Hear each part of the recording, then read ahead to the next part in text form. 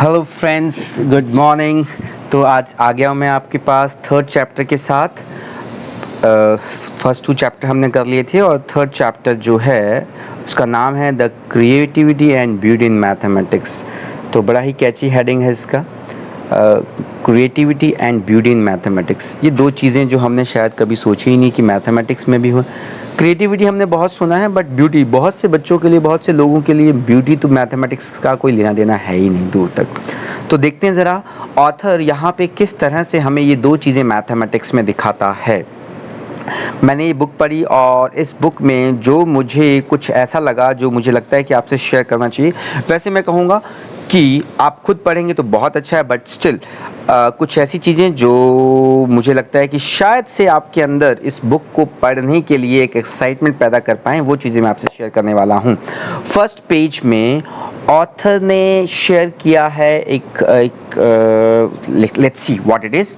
उसने कहा when we ask student what math is, they will typically give description that are very different from those given by experts in the field। तो author का कहना है कि अगर हम बच्चों से पूछें कि मैथ्स क्या होता है तो ऐसा बहुत कम होगा कि वो कोई ऐसा रिस्पॉन्स हमें दें जो जैसा रिस्पॉन्स हमें एक्सपर्ट से मिलता है, जो मैथमेटिक्स फील्ड के एक्सपर्ट्स हैं वो जिस तरह का मैथ्स को लेकर के रिस्पॉन्स देते हैं। तो ऑथर इसमें हमें ये बताना चाहता है कि ऐसा क्यों है कि एक मैथमेटिकल फील्ड के एक्सपर्ट की ओपिनियन मैथ्स को लेकर के अलग है as compare to the opinion of students. मतलब जो मैथ्स को बहुत अच्छी तरह से जानता है उसकी मैथ्स को लेकर के ओपिनियन अलग है। तो इसका मतलब कुछ ना कुछ यहाँ पे ओपिनियन के कारण ही है कि बच्चों को मैथ्स पसंद नहीं आ रहा। देखते हैं आगे ऑथर क्या कहता है। स्टूडेंट विल टिपिकली से it is a subject of calculations, procedures और रूल्स। तो ऑथर का कहना है कि स्टूडेंट जो है उनका रिस्पॉन्स होगा कि ये जो सब्जेक्ट है ये कैलकुलेशंस का, प्रोसीजर्स का और रूल्स का सब्जेक्ट है, जिसके अंदर बहुत कैलकुलेशन करनी पड़ती है, बहुत सारे रूल्स ध्यान रखने पड़ते हैं। और मुझे लगता है कि हम में से भी ज़्यादातर लोगों की ओपिनियन यही है मैथमेटिक्स को लेकर के। बट आगे देखते हैं ऑथर क्या कह रहे हैं।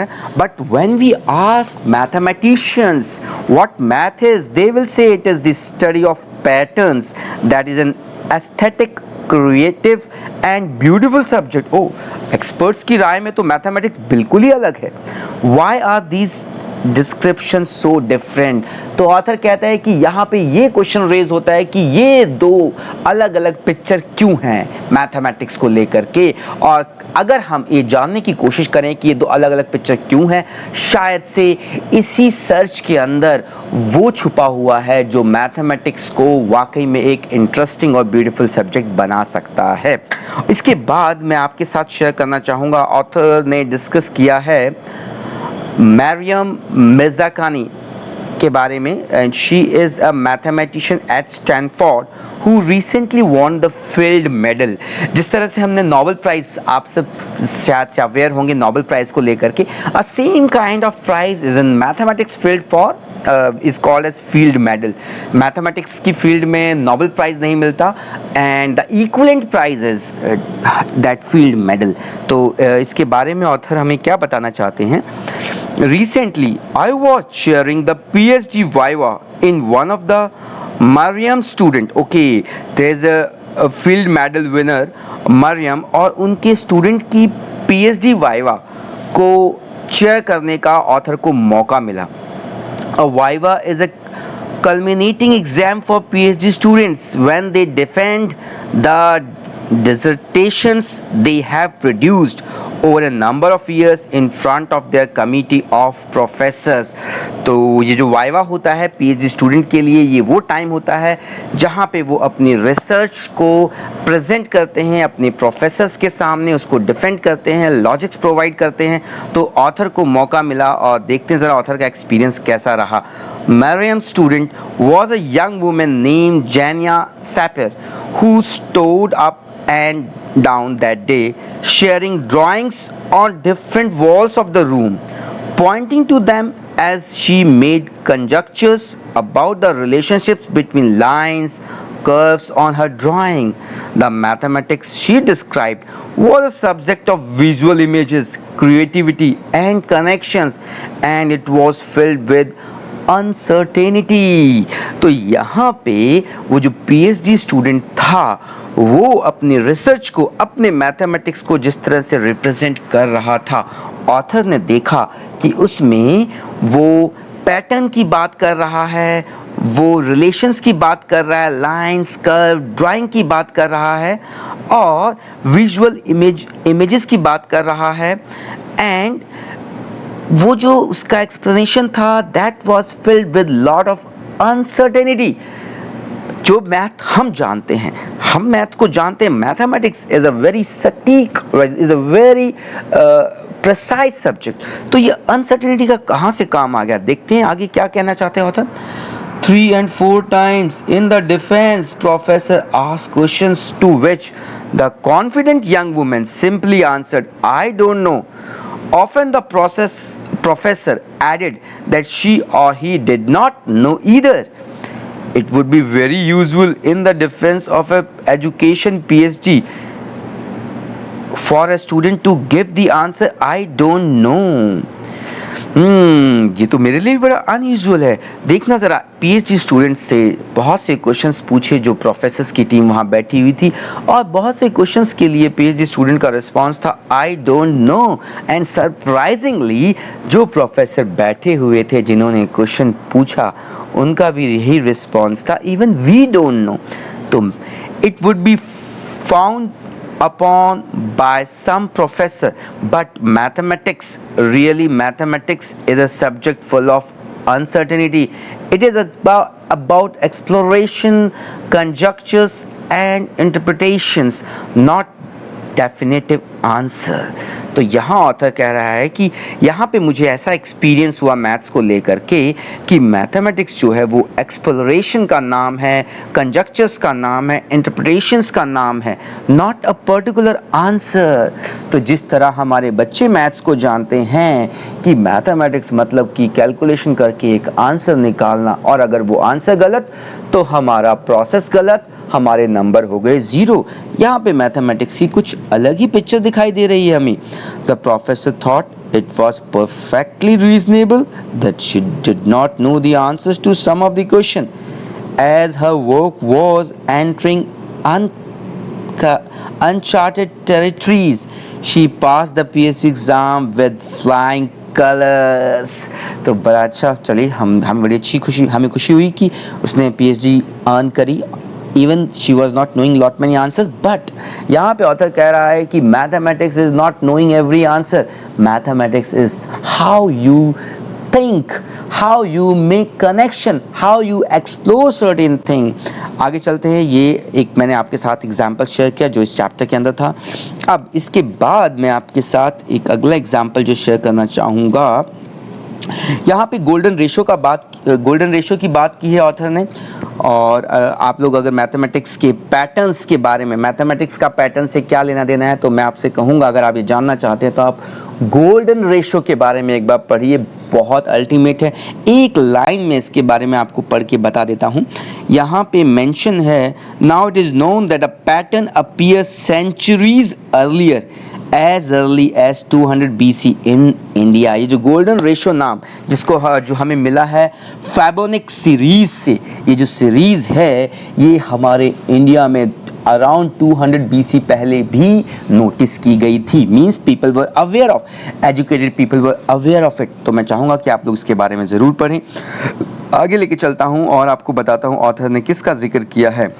ऑथर ने आगे जिक्र किया है Conrad वॉल्फ्रेम is a director of Wolfram Alpha, one of the most important mathematical companies in the world. He is also an outspoken critic of traditional mathematics teaching, and he argues strongly that mathematics does not equal calculating। तो author यहाँ पे बात कर रहे हैं Conrad वॉल्फ्रेम, जो कि director हैं वॉल्फ्रेम अल्फा, एक मैथमेटिक्स की कंपनी का। और इनके बारे में ऑथर ने इनका जिक्र इसलिए किया कि ये काफ़ी आउटस्पोकन हैं against the traditional mathematical teaching, ये काफ़ी अगेंस्ट है ट्रेडिशनल मैथमेटिक्स टीचिंग के। अच्छा, और उसके बाद ऑथर ने बताया कि इनका मानना है कि mathematics does not equal to calculating, mathematics calculate is not equal to calculating which most of the people think that mathematics means doing lot of calculation, but here mathematics is something different from calculation, not something much more different from calculations. Okay, let's see what else. In the TED talk watched by over 1 million people, so there's a TED talk, Wolfram 2010 proposes that working on mathematics has 4 stages. तो ये जो TED talk है जो कि 1 million over 1 million people have watched it. I will recommend you people to watch this TED talk. मैं अपने video के description पे इस टेड टॉक का लिंक दे दूंगा, आप लोग वहाँ पे रेफर कर सकते हैं, इस टेड टॉक को ज़रूर देखिएगा। तो देखना ज़रा यहाँ पे वॉल्फ्रेम ने प्रपोज किया है कि मैथमेटिक्स में 4 स्टेजेस होती हैं। पहली है पोजिंग अ क्वेश्चन, दूसरी है going from real world to a mathematical world, third is performing a calculation, fourth is going from the model back to a real world to see if the original question was answered. तो author का कहना है कि mathematics के process के अंदर जब हम किसी प्रॉब्लम को, जब भी हम मैथमेटिक्स की क्लास में बैठे हैं या फिर हम मैथमेटिक्स पढ़ा रहे हैं या हम पढ़ रहे हैं, इसके अंदर 4 स्टेजेस होती हैं। मैथमेटिक्स जब भी किया जाता है वो 4 स्टेजेस में किया जाता है। सबसे पहले पॉजिंग अ क्वेश्चन, एक क्वेश्चन हमारे सामने होना चाहिए, या तो हमारे माइंड में होना चाहिए या फिर कहीं लिखा हुआ होना चाहिए जो हमें सॉल्व करना है। उस क्वेश्चन के साथ हमें क्या करना होता है, उस क्वेश्चन में रियल वर्ल्ड से हमें मैथमेटिकल मॉडल पे जाना होता है। फॉर एग्जाम्पल, मैं छोटा सा एग्जाम्पल यहाँ पे दूंगा। हम लोगों ने बहुत बार मैथमेटिक्स में वर्ड प्रॉब्लम देखी है। वर्ड प्रॉब्लम में हमने देखा है कि okay, the age of Raveena's mother और Sameena's mother is this much times of that of this particular age. इस तरह की प्रॉब्लम हमने देखी है। वो क्या है, वो एक क्वेश्चन है। उसमें हम क्या करते हैं, रियल वर्ल्ड से मैथमेटिकल मॉडल में कैसे जाते हैं, हम बोलते हैं let the age of Raveena is X. So this is something going from real world to mathematical world. और इसके बाद हम एक इक्वेशन बनाते हैं, that is the mathematical model, जो ऑथर ने कहा है कि स्टेज सेकंड होती है। इसके बाद स्टेज थर्ड होती है कैलकुलेशंस हम लोग करते हैं और हम निकालते हैं अपने एक्स की वैल्यू, और फिर हम वापस जाते हैं रियल वर्ल्ड के पास। तो हमारा एक्स क्या था, रवीना की एज थी, तो हम बताते हैं oh it means the Raveena's age is this much. So ये ऑथर ने कहा है कि किसी भी मैथमेटिकल प्रॉब्लम में ये 4 स्टेजेस होती हैं। तो देखते हैं जरा ऑथर इसके बारे में क्या कहने वाले हैं। The first stage involve asking a question, good question of some data or a situation. Yes, the first mathematical act that is needed in the workplace. The fastest growing job in the United States is that of a data analyst, someone who look at the big data that all companies now have and ask important questions of the data. तो author हमें इस first stage की importance बता रहा है। Author कह रहा है कि आज के fasting growing job in United state is that of data analysis. तो आज के वर्ल्ड में हम फास्ट ग्रोइंग जॉब्स अगर देखें तो उसमें डाटा एनालिस्ट का एक प्रोफाइल आता है। डाटा एनालिस्ट प्रोफाइल में क्या होता है, एक आपके पास रियल वर्ल्ड का एक डाटा होता है। और फिर आगे ऑथर क्या कहते हैं, that all companies now have an ask importance question of the data। तो ऑथर कहता है कि एक ऐसा इंसान जो उस डाटा को लेकर के कोई क्वेश्चन बना पाए, इसकी आज के वर्ल्ड में नीड है। तो मैथमेटिक्स के इस फर्स्ट स्टेज की नीड है। कैसे नीड है, एक एग्जाम्पल दिया ऑथर ने डाटा एनालिस्ट का, कि एक डाटा को देख करके आपके दिमाग में किस तरह के क्वेश्चंस आते हैं, कितने अच्छे क्वेश्चंस आप बना सकते हैं, that is what mathematics is. उसके बाद second stage Wolfram described is setting up a model to answer the question. The third is performing a calculation, and the fourth is turning the model back to the world to see whether the question is answered. Wolfram point out that 80% of school mathematics is spent on stage 3. Wolfram कहता है कि school में 80% mathematics का time, mathematics class का 80% time जो है वो stage 3 पे जा रहा है। और यहीं पे ऑथर ने आगे बताया, और आज के वर्ल्ड की सच्चाई ये है कि जो स्टेज 3 है ना, it is not that much significant. जब हम लोग आज कैलकुलेटर के ज़माने में हैं, कंप्यूटर के ज़माने में, this things can be done in a fraction of seconds, and we are spending 80% of time. It means we are following the traditional way of teaching, the way of teaching which was followed, जो follow किया जाता था जब यहाँ पे calculators नहीं थे, जब computers नहीं थे, उसी को हम follow करते आ रहे हैं। और इसीलिए शायद से mathematics इतना boring, इतना dead subject बनता जा रहा है। इसके बाद ऑथर ने हमारे साथ शेयर किया है एक मैथमेटिशियन लॉरेंस क्वेट्स, जिन्होंने फील्ड मेडल जीता। इनकी पर्सनल लाइफ के बारे में थोड़ा सा ऑथर ने हमें बताया है कि he was a very slow man. इसको डंप कंसीडर किया जाता था इनको अपने स्कूल में, और बहुत बार तो इन्हें भी लगता था कि शायद से ये डंप है, क्योंकि ये बहुत स्लो थे कैलकुलेशन में। और कहीं ना कहीं लोगों का मानना यह है कि जो कैलकुलेशन में फास्ट नहीं, इसका मतलब that particular person is not good in mathematics. But यहाँ पे ऑथर कहता है कि हमें जानने की जरूरत है कि mathematics is not a calculation, it is very much different from the calculations. तो इसके साथ ये मेरा चैप्टर यहाँ फिनिश हुआ, और फिर मैं मिलता हूँ आपको नेक्स्ट चैप्टर के साथ। और अगर आप कोई और चीज़ के बारे में फर्दर एक्सप्लेनेशन चाहते हैं तो मुझे कमेंट बॉक्स में बताइएगा।